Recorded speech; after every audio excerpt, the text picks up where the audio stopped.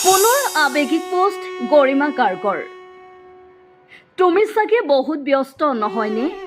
তোমাৰ সপোনৰ ছবিখন মুক্তি দিব লাগে। শেষ পৰ্যায়ৰ কাম সকলো নিৰীক্ষণ কৰিব লাগে। ব্ৰেকগ্ৰাউণ্ড মিউজিকৰ কামটোত যেন সন্তুষ্টি নাহে। ৰিয়েল প্লেন চাব লাগে।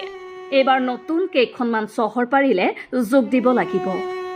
অসমীয়া চিনেমাৰ পৰিসৰ তেতিয়াহে বাঢ়িব, কিবা নহয় কিবা এটাতো প্ৰতিখন চিনেমাত বহাই নিব লাগিব। ৰক্ষাই পোৱা নাই চাগে। সেইকাৰণে এটাও ফোন নাই ইমান দিনে।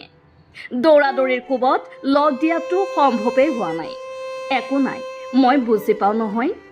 আৰু মিছন চাইনা ৰিলিজৰ আগত কণমানি ল'ৰা এটাই কন্দাৰ দৰে চিন্তাতে ফেকুৰি ফেকুৰি নাকান্দিবা আকৌ এইবাৰ দেই।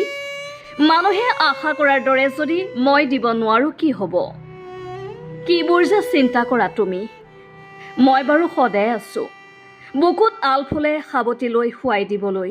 তথাপি ধুনীয়াকৈ সঁচা মনেৰে কষ্ট কৰি কৰা ভাল কাম এটি ৰাইজে ভাল পাবই।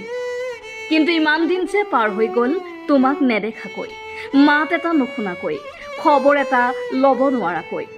বৰকৈ মনত পৰি আছে অ' গল্ডি, বহুত মিছ কৰিছোঁ তোমাক।